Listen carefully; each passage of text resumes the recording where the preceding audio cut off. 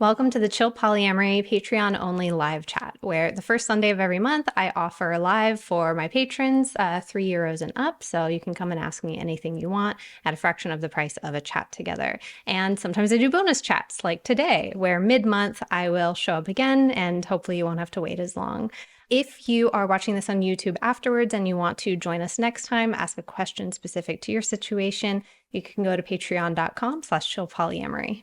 Also, if you join Patreon, it's better to do it on the browser rather than Apple because the App Store adds 30%. It's fucked up. All right, first question in the chat. My boyfriend is newly exploring his queerness, and I'm so happy for him. It's even a relief that he's dating in general and having sex a lot because my libido is low. I feel that. Like, oh, I'm so glad you're satisfied somewhere else because I don't want that. However, a few of the guys he's hung out with, when I met with them, I didn't feel comfortable. I'm a cis woman and sometimes these men make jokes to tease me. They say straight sex is gross, start new conversations at the dinner table about things I don't know anything about because I'm not at gay men's parties. I'm starting to feel like I just don't want to meet any more of his friends with benefits. Maybe if he gets a long-term boyfriend, I will. But when I brought this up to my boyfriend, he implied that I should push past that because it's probably homophobic and he doesn't want parallel polyamory. What's your take on this, and is this a me problem? There is so much misogyny in gay men's spaces. Point blank, period, right?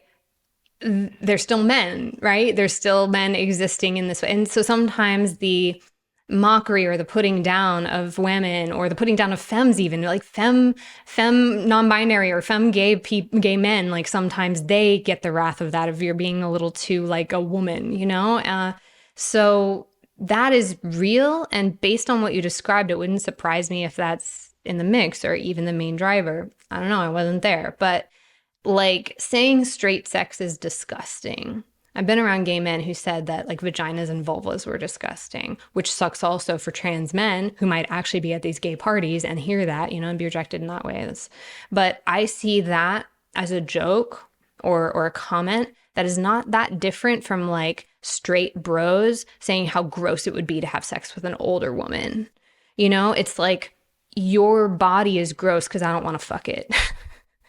I reject you because you're not usable to me. I see those things as similar. And so, yeah, it sounds like there's some misogyny going on. And excluding you from conversations, there was a gay man once who came up to me in a came up to me in a group in a poly meetup and started changing the conversation to German, even though he knew English. Everybody knew English. And he just started a conversation in German, and he knows, like, I was the only one that still struggles to have like complex conversations in German.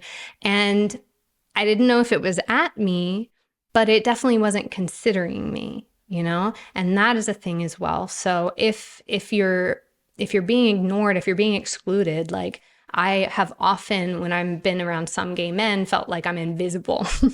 All of that's upsetting because it's disrespectful. That's upsetting because it's not seeing you. It's not upsetting necessarily just because they're gay, you know? And I really don't like when people try to evade responsibility because insert marginalization here. You can't get mad at me because that's homophobic. What? You know what I mean? It's like, no, I can get mad at you because you're an asshole. You know what I mean? So like all of that to say is like, can you and your boyfriend look at that and try to get on the same page of the complexity there? I'm not against asking, do I have some internalized homophobia? Like, I don't know if you're queer, but do I have some homophobia in the mix? I'm pro asking that question, you know, because it's not necessarily mutually exclusive.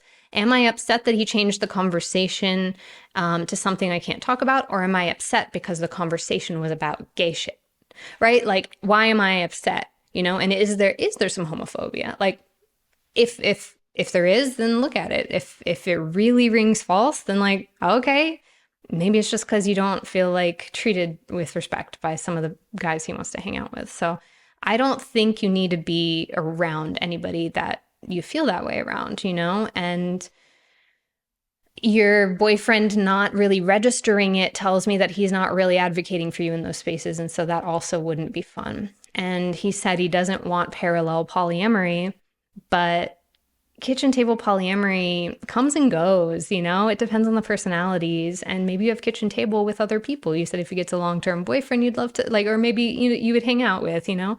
But like sometimes people want to force a picture of their idea of their polyamory. Like, I want my polyamory to look like this. So then they pressure you to conform to that. But if it really is not fun and you don't want to do it, you don't have to be around anyone you don't want to be around, in my opinion, you know? So I don't know, like, I support the self-inquiry, see if there's any homophobia in there, see if any of that is like, ouch, oh yeah, maybe. But you can have parallel if you want parallel, you know? Okay, next question. I was on a date with someone, and when a stranger made a creepy remark to me, my date got very angry and threatened to hit the guy. And on the one hand, I appreciated that he stood up for me, but it also sat wrong with me. Like, was that necessary? He's otherwise very nice to me. Am I overthinking this, or is this a red flag? Maybe we put a content warning, like if you're watching this on YouTube later, like I might touch on things related to like violence or domestic violence or partnered violence. So I'll put right here on the screen the time code that you can skip to if you don't want to hear about that today. Yeah, so motive matters. Motive matters, like context matters. What was the creepy comment? You know, because like if it was a creepy comment that revealed the like racism, right? Like if he was complimenting you, but it was like fetishizing or saying a stereotype, and your date was getting mad at that, you know, and getting heated at that as a bigger harm. That as a motive, I think doesn't bother me as much, you know. Grain of salt, I really don't know the whole context of what you're dealing with or how the relationship plays out day to day, you know. But like, for example, I've had creepy white nationalists say they want to make a baby with me. Like that kind of thing. I've had them, you know, say like, have my white babies, you know, and like that would make people who love me feel like they want to kill that person, right? Because not only feeling protective, but also hating Nazis, you know what I mean? So like that, when it comes to stopping a violent person from doing something or like responding to an ideology that needs to get the fuck out, I'm not debating you, it just needs to go, then that heat, I think, has value, you know, in some cases. So like there are some bars in Germany that if somebody walks in and even if they're acting fine and acting nice and they have some insignia on them that says that they're far right or Nazi adjacent, the bartender will threaten violence, be like, get out by violence if necessary. You're not going to turn this into a Nazi bar. You know what I mean? So I'm not black and white on the topic of violence in that way, but I do want it to be understood as incredibly high stakes, last resort, stopping something very big. And I guess I can give an example of that. Like I was out with a friend the other night and he actually intervened on like potential domestic violence. We were walking on the street and there was a man who was like shouting and banging on the front door of the building. And we could hear a woman's voice like responding. And it was really worrisome. And like me in that position, I can't intervene physically. So I immediately was like, okay, what time is it? What is the street? I was trying to collect points of information. Like I'm going to stay here to be a witness of, you know, at least be able to gather evidence, I guess, if this turns into something worse. So that's what my first reaction was. But my friend is a bigger dude and he was like, okay, I think I need to do something here. And it was reluctant and it was, even in going and confronting the guy, it was not what he led with, right? He didn't lead with that. The guy broke the front door to the building and stormed in. And that's when my friend was like, fuck, I'm not just going to watch this happen. I'm big. I could probably take him, you know? And so he left me on the street. He was like, just keep noticing, maybe record this, you know, with your phone. And went up the stairs and was like, do you live here? to the guy, because the guy started banging on this woman's door. Do you live here? And he wouldn't answer and he wouldn't answer. And so he got closer. Do you live here? Right? Physically, occupying this space of like, I'm not leaving and I'm going to do something. I'm going to throw you down the stairs if needed. We operate of like, don't call the police because they often make it worse. But like, obviously for extreme examples, if we have no other options, we would call the police. But like, yeah, if you could just stop this guy from being violent. And so at that point, when he was like kind of getting ready to throw this guy down the stairs, another neighbor came out and started to the situation started to de-escalate, and the guy started to like get out of his rage, and I think he eventually left. I don't know, I wasn't there, I was outside, but it de-escalated and violence wasn't needed. But violence was a tool that was going to be used if necessary to stop other violence. And I think it really needs to be like a reluctant approach to that, in my opinion, of like, you're not excited to do it. If someone feels like excited to do it, then I'm a little worried about that. So all that to say, like, going back to your situation, what was the creepy comment? If the comment was about like, hey, you're sexy, I want to be into you, was your date feeling territorial? Was your date wanting to put another man in his place? That under the guise of protection even, was what was driving it. Or was he just like jumping at the chance, an excuse to punch somebody? Have you seen signs of that before? Then I get really worried. Because if somebody is willing to like eager to escalate things and start heat with a stranger and is quick to violence in that way, if you stay with that person long enough, it eventually gets turned on to you, right? And so I think don't ignore that as a warning sign. If it was like a territorial, sort of like taking space, I'm the alpha kind of thing, then I get concerned, even if you don't see it very often. Pay attention to that, so don't ignore your gut. And especially if you see it happen again in some way, and if it is escalated, then maybe you step away, maybe you get out of that while you can.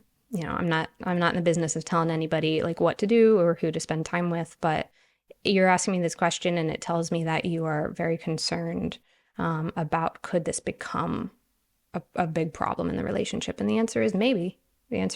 So really sit with the context of it and see how you feel. Okay, moving to the next chat, tone shift. Let's go to the next questions that were emailed to me. After years of being polyamorous, I've started to feel really stressed and scared about my partner's new partner, and it makes me wonder if I'm actually polyamorous in the end. Have you ever questioned yourself like this and doubted if you're actually cut out for it?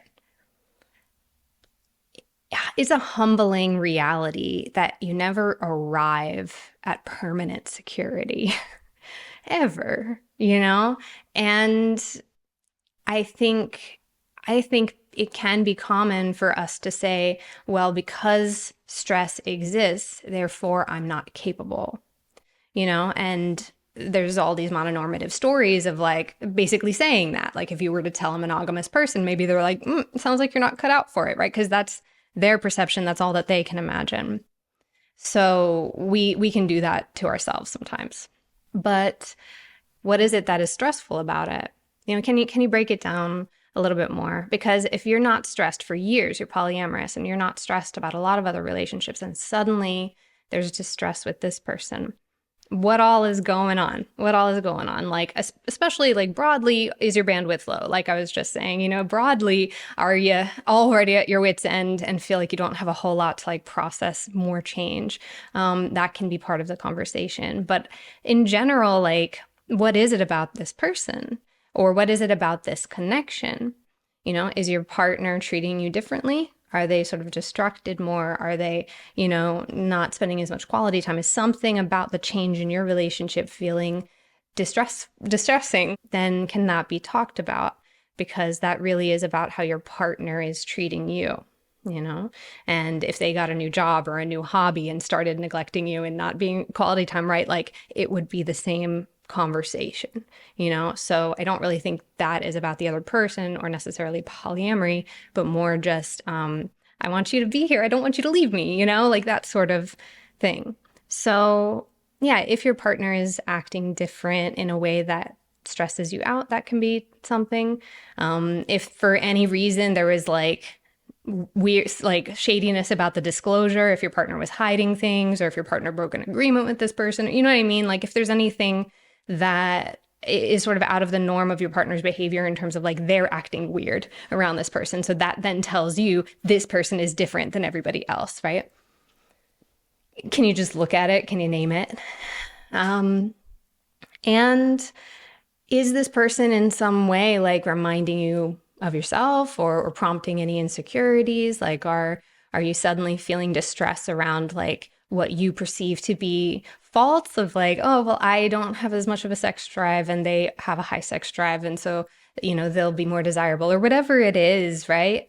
That can sometimes happen, and where it pulls out, it just sort of reflects back to us some stress we already had in there about something in us or something in our relationship. And can that be talked about? Can that be processed? Because just because somebody exists who you see as like better than doesn't mean that you have to be compared. And it doesn't mean that your partner is comparing you. And it doesn't mean that that comparison then leads to a breakup or a deprioritization or whatever. Like that, play the fear all the way through. I'm scared that this person will do what, or their existence here like causes what.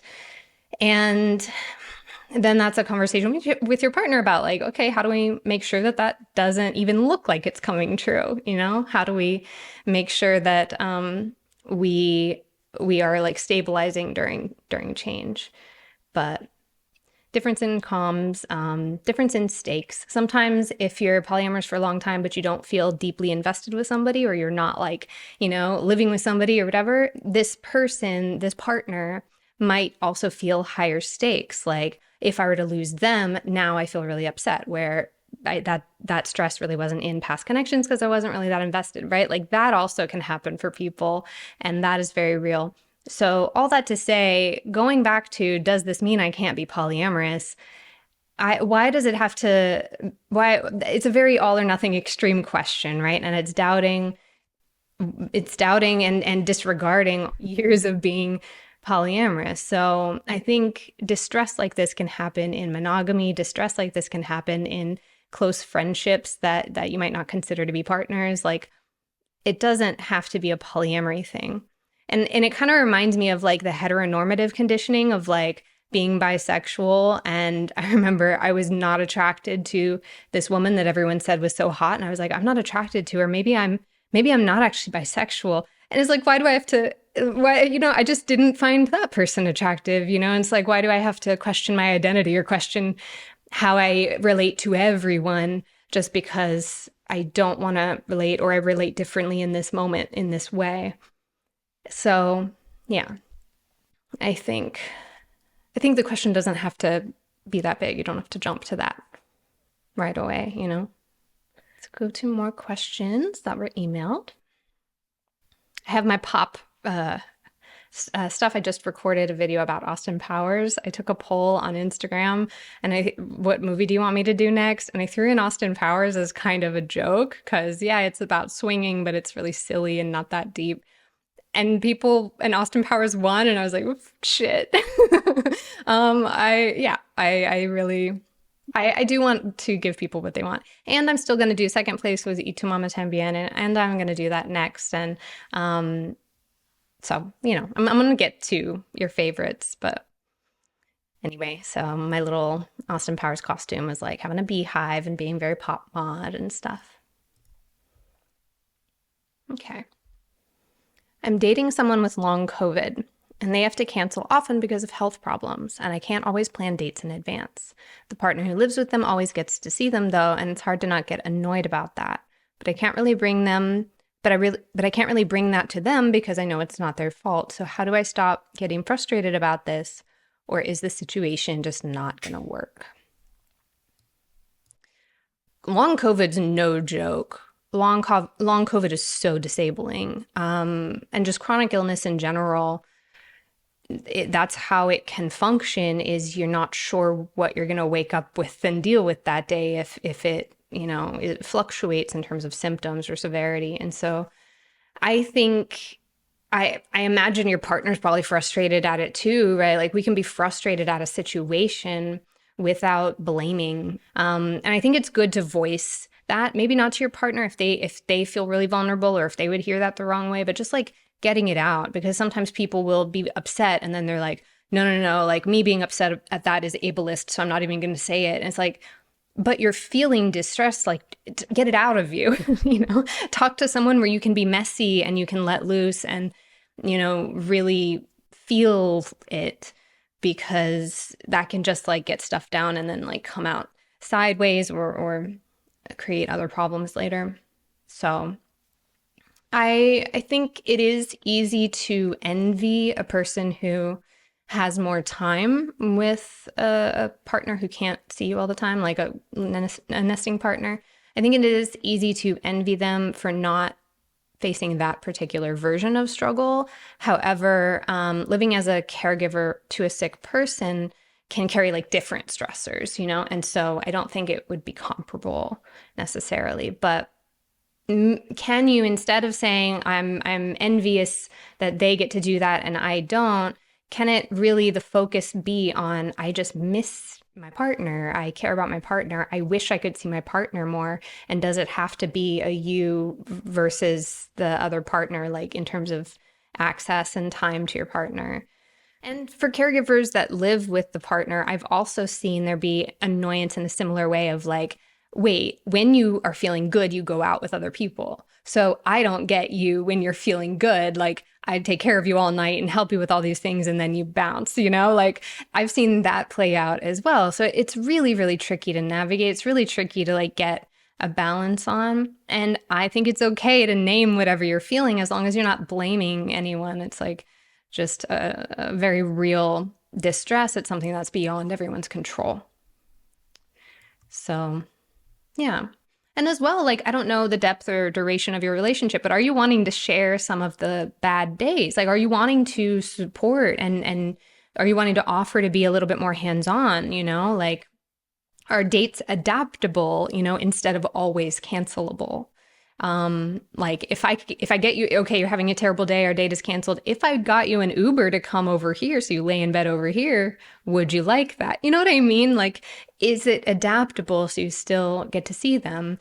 And I've also seen people plan for almost like a menu of options of dates of like, okay, I definitely want to see you Friday. Of course, we don't know if Friday is going to be doable. So on a scale of like 1 to 5 of how hard the day might be, if it's a 1, we curl up and like you just sleep at my place, if it is a 5, we go to this party that's happening, and like just sort of having options that can accommodate whatever day it is. So you still feel like heartened that you can spend time with your partner and you're still like agreeing to see each other. It's just not all or nothing. That depends on what your partner wants to do. Like if they only have a certain place they want to be when they're having a bad day, then maybe it's a little less flexible. But yeah, are you wanting to get more creative at how you get quality time? Would be my thought. Next question in the chat. How do you navigate when you feel your partner pulling away? I've tried to ask questions to help understand where she's at, and she says everything is fine, but things feel off. I can't tell if I should inquire more or just play things out more. Is she potentially not aware of, like, sometimes when we ask, why are you pulling away or why are you doing this? They like genuinely don't know the answer, or they're just sort of doing a thing and not clear on the emotion tied to it. A lot of people act and then sort of understand themselves later. So I don't know if that's at play. And I think when people pull away, you can feel sad, you can feel worried, you can feel whatever you feel, and try to adapt. Like, I don't know, it's beyond your control. I try to accept the things that I can't change. And if a person is not talking as much, if they don't invite me to things as much, like, and I've tried talking to them about it, and then I'm like, okay, well, my door is always open because I would love to be close to you. But if you're not able or willing to talk with me about what's up, then you can't problem solve because there's not really a naming of whatever problem it is. So I've just sort of, vented and had my feelings and all of that. Like I said, get it out. But I've just sort of pulled back during those moments as well. And I just take, like, sort of like when someone tells us with their words that they are not available, I try to believe them. If someone is telling us with our actions that they are not available, I'm like, okay, I believe you, and I'm gonna work to not expect certain things from you anymore then. And it might change what I want to do with you. And if you don't like that, then let's talk about it. What the fuck happened? It's like, so, but yeah, it just adjusting what you're going to do and what you're going to expect based on what her actions are saying, and leaving a warm open door if there becomes a clearer understanding of it. Okay, next question in the chat. I'm trying to figure out how to navigate a friendship with an ex. This person and their new partner are really lovely, and they were both important support people in my gender journey. Oh, I like seeing them because they're great people, but I often leave our hangs feeling heavy. I wonder whether it's some leftover hurt from our fraught relationship. Do you have any questions I could ask myself to figure out what's getting in the way of this friendship? Okay, so you're friends with an ex and their new partner, and so like hanging out with them has like a bittersweet feeling because they're your ex. Is that sort of the vibe? Maybe there is some leftover hurt. Maybe there is some leftover pain. Sometimes there's an ache at seeing that it's possible, but it wasn't possible with you, Sometimes there's just grief at that. So I don't know if that's going on at all. And in that way, I can say, like, how am I doing today? And am I open to possibly feeling a little bit of grief when I see them so happy in a way that we couldn't do? If I'm at my wit's end, maybe I don't go hang out with them because I'd be risking feeling that way, So asking the question of, like, what's the feeling underneath the reaction? Am I mourning, But other times it could be other things, right? It could be frustration. It could be anger. Like, sometimes when you see a person be really lovey-dovey with someone else and they didn't do that for you, sometimes you can get pissed. Like, oh, so you can do it. You just couldn't do it for me, right? Like, sometimes that's how it comes out. And same thing is, like, am I angry? Am I, if anger feels too strong, am I frustrated? Am I disappointed? Am I, so kind of going through the descriptors of, like, what is this? I feel not okay. What does not okay mean? What specifically is cooking in this not okay? And that can at least help you understand what your pain points are, And so, like, sometimes people will say, like, I didn't have a great sexual relationship with my partner, and so I'm not going to go to play parties where they are there with their other partners, because that hurts a little too much, is a little bit too much of a raw wound. I'm still healing from that, so I don't want to see that. But I could hang out with them and I'll go to a movie. You know what I mean? It's like, so sort of understanding what hurts and why, and then you can decide what you, like, how often you're around them or what you do when you're around them, or have, like, a plan. If I start to feel upset in the middle of this, maybe I excuse myself, go to the bathroom, maybe I take a walk around the block, or I leave, or, so you can have a plan also of how to, like, dial in or dial back while you are digesting this. But yeah, and then that's usually what I do, like, because it's the changing a relationship it hurts. Changing a relationship, there's a lot of growing pains. And so seeing someone really affectionate with someone else while you're letting go of that hope, of that potential future, right? Like, that takes time.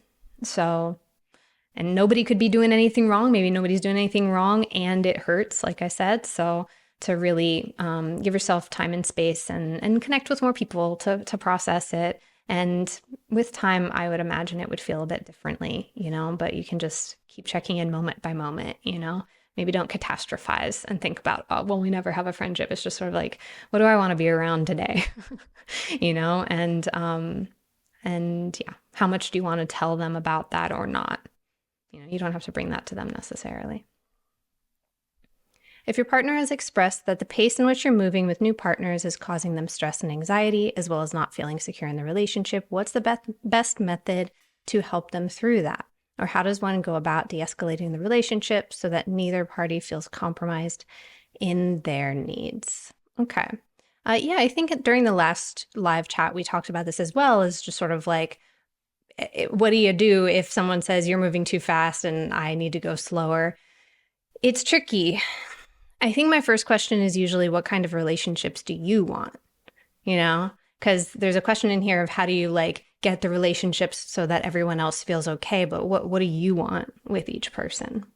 And that can be your anchor point, at the very least, to not feel resentment that other people are like, kind of shaping your relationships for you to a degree, but also to help guide like your own divvying up of your time, of your activities with people.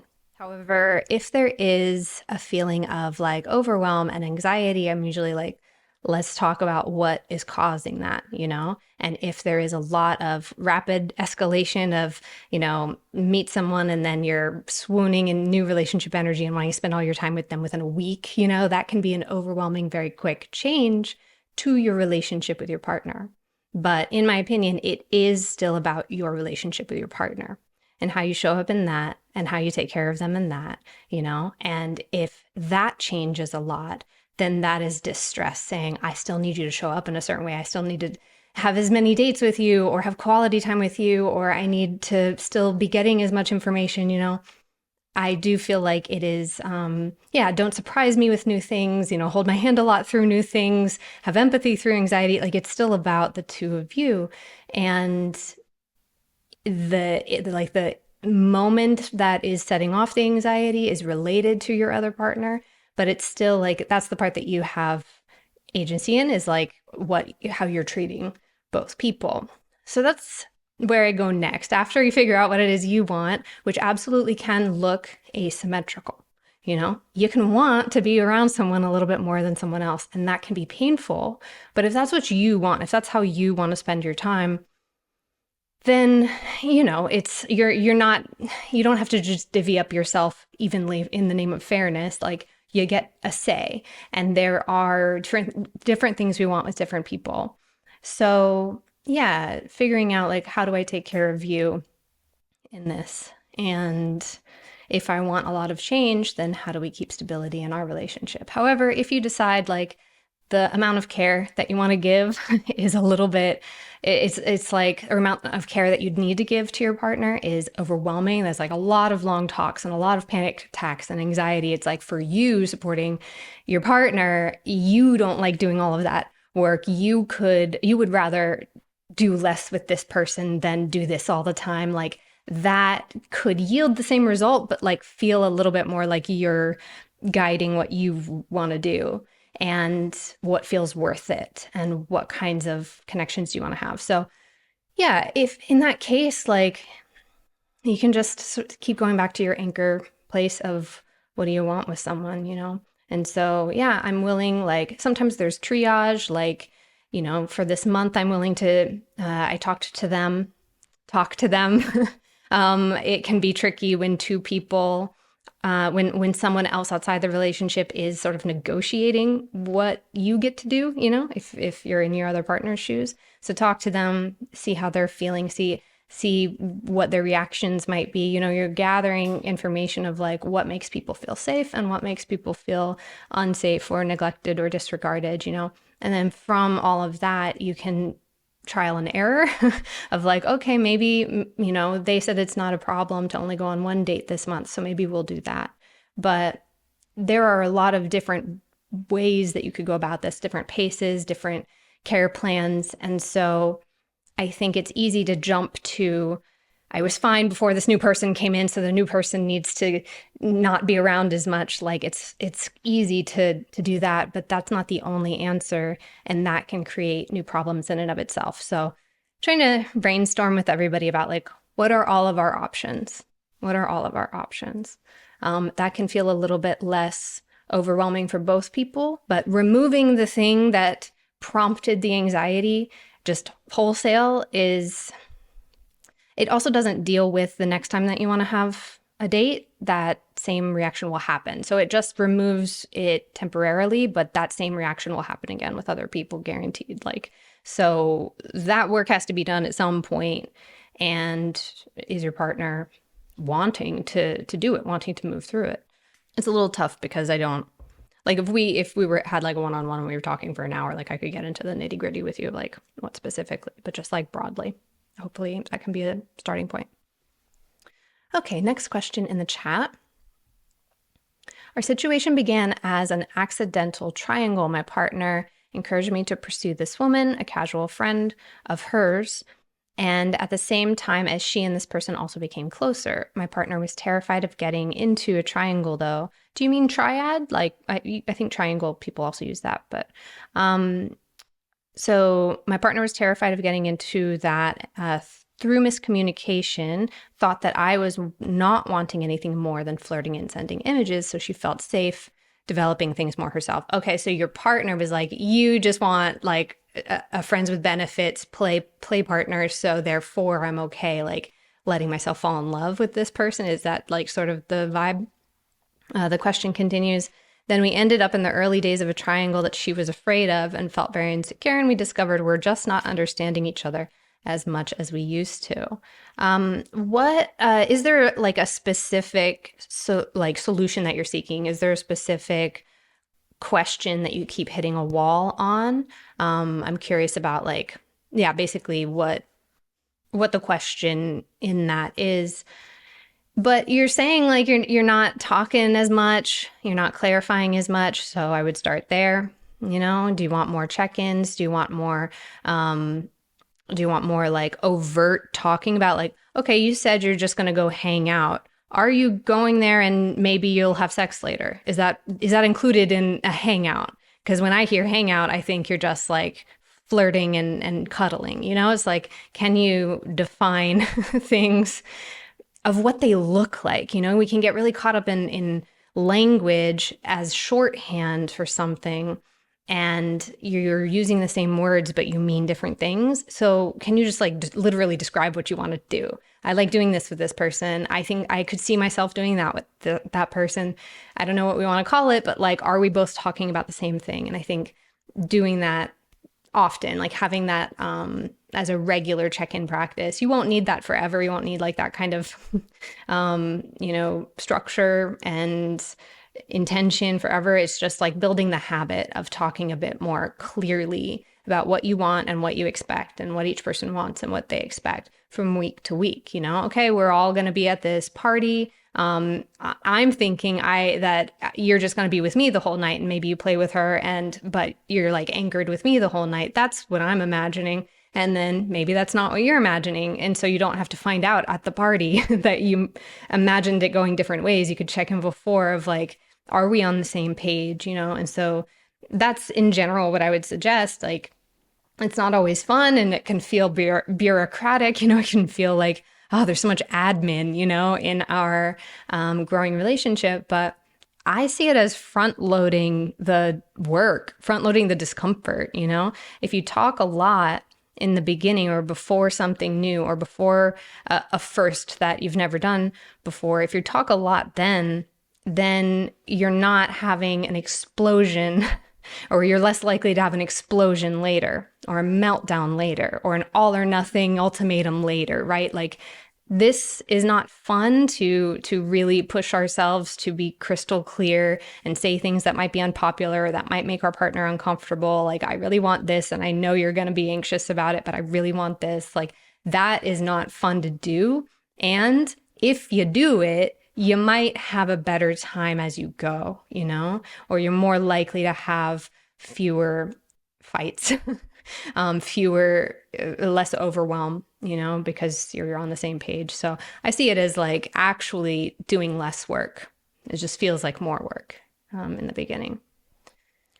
A lot of change can be so much easier if you just expect it.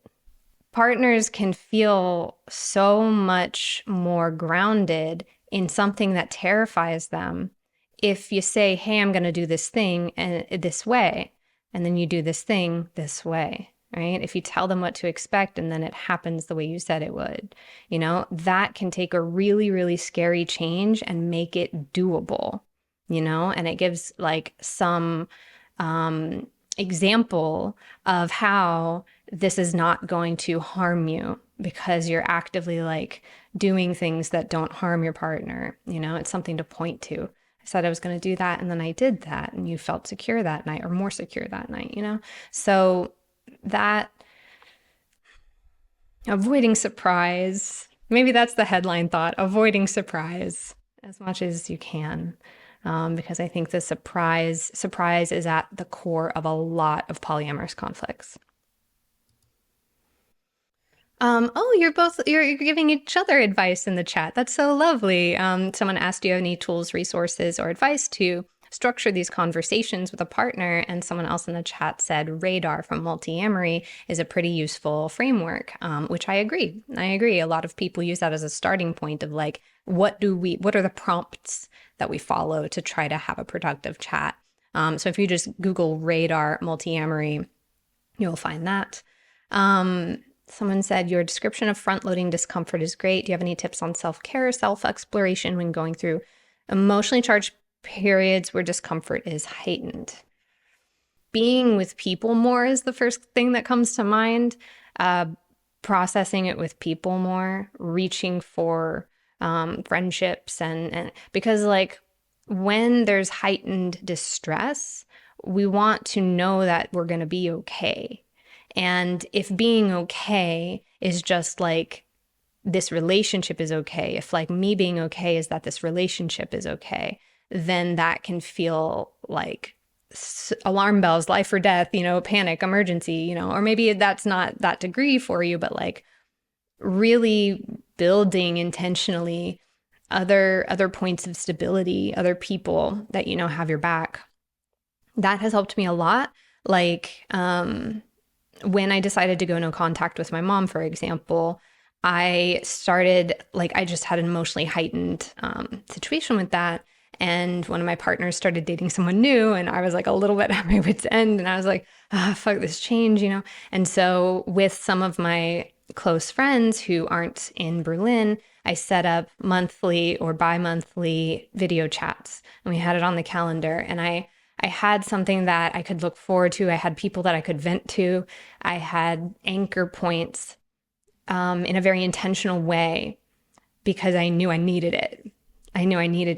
And that really helped a lot. So I don't know if that's a possibility for you in whatever way that looks for you. That's going to look different for everybody, whatever, and that can also include like passion projects or things that feed you. What feeds you? Who feeds you? And where can you recharge if there's struggle to recharge with your partner, or if you're recharging because of your partner, Yeah. So I think community is to a degree self-care. And self-exploration, just keep noticing what you feel and asking it questions. That's kind of what I do. I'm just like, oh my God, I'm so alarmed. Why am I so alarmed? What's the story my brain's telling me? Where did that come from? Why did I think that? It's like just asking it questions as it happens or after it happens when you just sort of like do an autopsy on it. It's like that I think is where a lot of self-exploration comes from, is like the moments of distress. What can it tell you? Because then often that is then like helps you figure out what to do next or what to do next time. I was in distress because I was exhausted and alone, and they went on a new date and they didn't come back at the time they said they were going to or whatever. Okay, well then maybe next time they're on a date, I'm not going to be alone, or I'm going to know I'm exhausted. I'm going to do something that's going to be cozy and comforting. And maybe we don't say a specific time they come back, right? Like, so if you notice exactly what it is that is amplifying some distress, then maybe that can be factored in the next time, and you trial and error a little bit that way in a very material, practical way. But yeah, having more anchor points, I think, has been the biggest thing for me. Next question in the chat. It seems each time I begin to develop something with someone new, my partner feels some insecurity and discomfort, despite the high level of communication we have. Each time so far has individually been understandable given their specific circumstances, and my partner claims she's confident she will be happy for me to pursue another relationship, but how can I convince myself that my partner's difficulty with me exploring this new relationship won't occur every time? How can you convince yourself? I don't think you talk yourself into it. I think like you get a bit more secure as you see a pattern of security, so it's sort of like it has to happen, and then you feel better, so you might feel a bit on edge while things are unpredictable. Follow-up is, I'm worried that every time we'll begin as it's fine and become but because of these reasons this one's hard for me. It's tough because I don't know your situation, and so I'm always like, do I want to say a blanket term that's applicable to everybody? Because asterisk, asterisk, asterisk, so like everything that I say and do, take what feels like it would suit you and leave the rest. So yeah, if there is, we can often be surprised. We can often say, like, intellectually, I agree. This is in line with what I want. I want polyamory. I want you to go enjoy your date. And maybe that is true because that's where they're at the moment. But then on the other side of it, there's like a lot of surprise, anxiety, and distress. And then because of that, they start searching for a reason. And so it can turn into, I had anxiety because, this person, acts this way, or that person is your coworker. And it can turn into trying to solve something over here because there's anxiety and I've decided this is the reason, that makes sense. We want to make sense of it.